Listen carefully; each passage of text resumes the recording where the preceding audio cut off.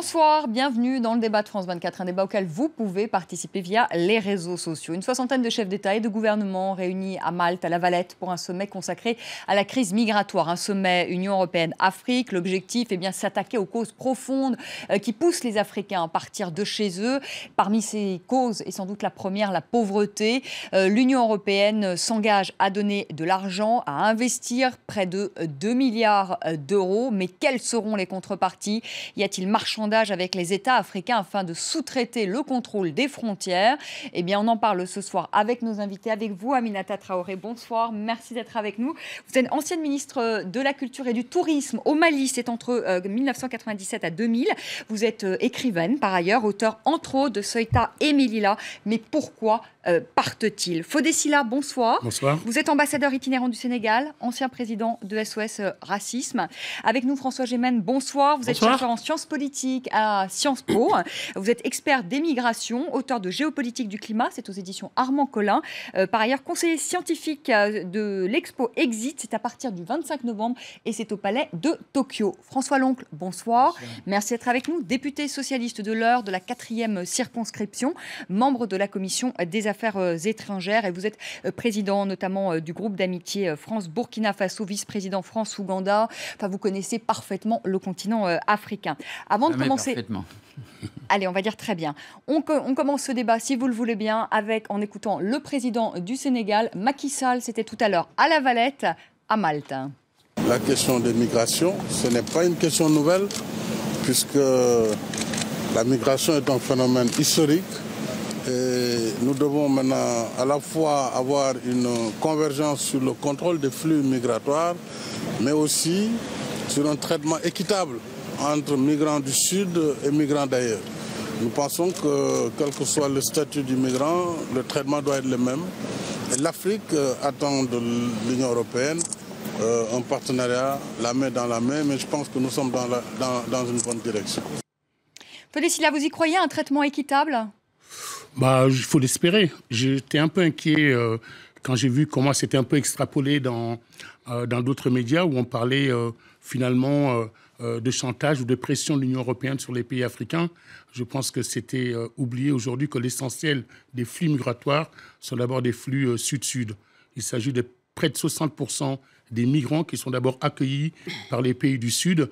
Et il me paraissait pour le moins étonnant aujourd'hui que l'on occulte le fait que c'est l'essentiel des gens qui meurent dans cette traversée terrible de la Méditerranée. Ce sont des enfants qui viennent d'Afrique. Précisément, il s'agit de chefs d'État africains et qui serait pour le moins étonnant qu'il n'ait pas cette préoccupation en tête. Donc je ne pense pas qu'il y a d'une part des Européens qui seraient consciencieux et qui imposeraient une certaine méthode pour le retour des migrants chez eux. Je pense que, comme vient de le dire le président Macky Sall, il s'agit d'un partenariat et dans ce partenariat, les premiers pays concernés sont d'abord les pays africains, ceux qui ont des gens dont le destin se brise en Méditerranée. Ce sont eux aujourd'hui qui, par ailleurs, subissent aussi ce déficit lorsqu'il y a des populations qui quittent des territoires africains. Et surtout, je voudrais juste, en ce début de débat, dire une chose qui me tient moins à cœur. Parce que pendant des années, j'étais engagé là-dessus. Je ne voudrais pas qu'il y ait de confusion sur la question à la fois sur les flux migratoires, qu'on mélange tout. Il y a ce que sont des réfugiés politiques. Et pour moi, il est essentiel que ces réfugiés politiques ne fassent pas l'objet, qu'on ne sous-traite pas cette question à d'autres pays, surtout qu'on ne sait pas vraiment le degré démocratique de ces pays-là. Il y a ce qui est du domaine, effectivement, des migrations et des flux migratoires qu'on appelle des réfugiés économiques. Et dans ces réfugiés économiques, à 3 semaines du débat sur la COP 21 qui va s'ouvrir sur le climat, il faudrait quasiment prendre en compte le fait aussi que c'est les premières victimes de ce dérèglement climatique. Aminata Traoré, vous attendez quoi de ce sommet? Justement d'un traitement équitable, d'un partenariat d'égal à égal? Moi, je redoute qu'on aille plus loin dans la sous-traitance de ce que nous appelons la violence policière et militaire. Parce que comme le président Macky Sall l'a dit, ce n'est pas une question nouvelle.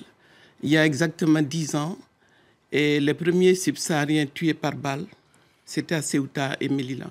Donc nous avons reçu ceux qui sont revenus, blessés, meurtris. Et ce n'est pas non plus le premier sommet euro-africain. Il y a 10 ans, à Rabat, il y a eu toute une série une succession de réunions qui devaient justement résoudre le problème. Mais c'est que les solutions ne sont jamais en face des problèmes. Parce que ce n'est pas un problème de développement. Ce n'est pas un problème de financement du développement. C'est l'échec d'un modèle de développement qui ne crée plus d'emplois, ni ici, ni chez nous. On va en parler ça. François Long, justement, l'objectif de ce sommet, est-ce que ce n'est pas un grand marchandage? C'est-à-dire, on dit aux Africains, on va vous donner de l'argent, on va vous donner finalement 2 milliards d'euros. Et comme le disait Aminata Traoré, en contrepartie, eh bien, on sous-traite le contrôle des frontières. Non, je ne crois pas. Évidemment, les médias présentent cela depuis ce matin, mais c'est une façon réductrice de parler de ça. Je pense que, s'agissant de l'Afrique et de la relation avec le monde, et notamment au-delà de la Méditerranée, de l'Europe, tout se tient. J'étais hier soir encore à la clôture, et donc j'étais pendant 2 jours à la conférence sur la sécurité et la paix en Afrique, la lutte contre le terrorisme, une conférence qui a réuni 800 personnes, beaucoup de ministres, de chefs d'État, et pour la France, Jean-Yves Le Drian. Et nous avons parlé des problèmes de migration, des problèmes de développement, des problèmes de démographie. Encore une fois, tout se tient. On sait bien maintenant aujourd'hui qu'il est indispensable de considérer qu'il n'y a pas de développement sans sécurité, qu'il n'y a pas de sécurité sans développement, et que l'état de droit doit être un système généralisé en Afrique. Et donc, il faut traiter là, tout en même temps. Sur la question migratoire, justement. Sur la question précisément, migratoire, je parce que c'est ça, quand même. Sur ce que Fodessil a dit, à juste titre, il y a, dans la période que nous venons de vivre et que nous allons continuer à vivre pendant de longs mois, la distinction entre les réfugiés politiques qui quittent les guerres, des guerres d'ailleurs dont les Occidentaux sont responsables, guerre d'Irak, Bush, guerre de Libye, Sarkozy, Cameron. Donc là, il y a un phénomène sur lequel je pense que mais ça, ils sont d'accord. Par exemple, sur le cas des Érythréens, si alors que c'est... de la Libye, je sais que ça gêne parfois, mais non, il faut insister. Vous en parlez souvent d'ailleurs ici. Oui, mais d'accord. Écoutez, je reviens d'Afrique et je peux vous dire que... Mais sur les questions des migrants économiques, parce que finalement, c'est ça. Des responsables africains sur cette horreur qui a été la décision de 2011, on continue à les entendre. Mais sur les migrants économiques, François Loncle, est-ce qu'il faut que les Africains sous-traitent? Est-ce qu'il faut qu'il y ait plus de coopération sur les retours, justement, en Afrique pour les migrants économiques? Est-ce qu'il faut ça? Alors d'abord, les migrants économiques, ils ont profité de la vague des réfugiés politiques et ils ont participé avec le concours d'une industrie abominable qui s'appelle l'industrie des passeurs, des gens qui gagnent énormément d'argent en ce moment sur la misère humaine et sur des gens qui ont peur. Et c'est un motif de combat supplémentaire. On doit s'occuper prioritairement de ce que font les passeurs, de ceux qui, finalement, procèdent par des traites et qui sont des traîtres à la cause africaine. C'est très important. Pour le reste, le partenariat Europe-Afrique sur la migration va de soi. C'est le but de la réunion de La Valette. Ouais. Je pense qu'il y aura quelques décisions. Mais ça ne résoudra pas les problèmes de fond qui sont ceux du développement. On peut en reparler tout à l'heure. De la démographie, de la sécurité et de l'état de droit partout en Afrique. François Gémen, justement, sur la migration économique. D'abord, est-ce que ce sont essentiellement ces migrants africains qui arrivent en Europe? Est-ce que ce sont essentiellement des migrants économiques aujourd'hui? Oui et non. Il y a des migrants économiques, des réfugiés politiques qui fuient des régimes oppresseurs et autoritaires, et aussi de plus en plus des migrants écologiques, des gens qui fuient des catastrophes naturelles ou des dégradations de l'environnement, dont beaucoup sont imputables au changement climatique, puisque l'Afrique est en première ligne concernant les impacts du changement climatique. Et le problème, c'est qu'à l'avenir, et déjà aujourd'hui, dans la réalité des faits, il devient de plus en plus difficile de séparer les causes des migrations. Les gens migrent pour un ensemble de raisons, et donc ce tri qu'on essaye de faire, notamment au travers des hotspots, va être, à mon sens, contre-productif et à contre-courant de l'histoire, parce qu'il va nous amener à trier les migrants entre ceux dont la présence en Europe serait légitime et ceux dont la présence en Europe serait illégitime. Ça me semble extrêmement dangereux, ça me semble ouvrir la voie à un tri entre une immigration choisie et une immigration subie, et ça ne tient pas dans la réalité des faits. Et qui sommes-nous pour juger de la légitimité du projet migratoire? Beaucoup de ceux qui partent aujourd'hui portent le projet, portent les espoirs de toute une famille, de toute une communauté, et renverront de l'argent à cette famille et à cette communauté. Aminata Traoré, vous êtes d'accord avec François Gémen, ces hotspots, c'est-à-dire ces centres finalement de tri, c'est pas la réponse, vous dites aujourd'hui. C'est-à-dire que la réponse sécuritaire, c'est pas la réponse. Non, la réponse ne saurait être sécuritaire. Je crois que ce que l'Europe ne veut pas admettre, c'est l'échec désormais avéré de politique économique imposée à ces pays. Et le prix à payer ici, la montée des extrêmes droites ici, et le djihadisme, et les flux migratoires, et c'est un dénominateur commun, c'est la question fondamentale du développement. Quel modèle de développement avons-nous proposé, ou plutôt imposé à l'Afrique pour qu'elle soit dans cet état? Madame Traoré, il faut... Je m'excuse. Allez, Aminata Traoré, termine. Non, attendez. Il faudrait préciser ce que vous entendez par dénominateur commun. Allez, on la laisse terminer. Allez, soyons élégants. C'est ça la question fondamentale. C'est-à-dire que... Préciser, hein. Monsieur, je ne vous ai pas interrompu. Allez, François Long, on laisse terminer Aminata Traoré. C'est-à-dire, est-ce que vous allez laisser reconnaître aux Africains le droit de penser, de posséder à leur propre lecture de la situation? C'est ma situation. Je suis une femme du Sahel, essayiste. J'ai accueilli il y a 10 ans les premiers migrants refoulés. Je vous dis, pour moi, le modèle économique imposé à l'Afrique, c'est-à-dire un modèle de développement dont nous n'avons pas les moyens, mais dont l'Europe profite largement. C'est ce modèle qui est à revoir de fond en comble. La source n'est pas en Afrique, l'origine n'est pas en Afrique, la source c'est ici. C'est en vous voilant la face, en donnant l'impression aux opinions publiques ici que vous avez aidé l'Afrique, mais en vain. C'est ça qui alimente justement c'est ça qui alimente les extrêmes droites chez vous. Il faut poser cette question en ces termes-là aussi. Moi, je sais que tous ceux qui Mali, ça n'a rien à voir. Attendez. À une époque, non, mais vous me laissez terminer. Allez, Aminata Traoré, vous terminez. Je termine. Ce que je veux vous dire quand même. J'ai fini et vous me répondez. Allez, on avance vite. Aminata Traoré, rapidement. Responsabilité. Je n'ai pas eu de responsabilité. Il ne s'agit pas de moi ni de mon pays. Aujourd'hui, nous sommes en train de parler d'un phénomène mondial. Toujours la faute de l'Europe. Mais l'Europe se dérobe tout le temps. Le modèle économique, vous avez des aptitudes à le faire évoluer.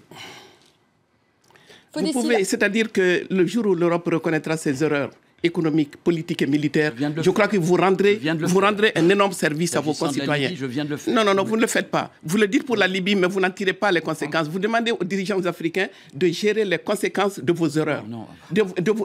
Si vous reconnaissez qu'il y a eu un problème en Irak et en Libye, aujourd'hui, vous convoquez des dirigeants africains en leur demandant plus ou moins sous pression et de veiller, de surveiller vos frontières, vous nous obligez à gérer les conséquences de vos erreurs. C'est vraiment leur faire injure que de prétendre.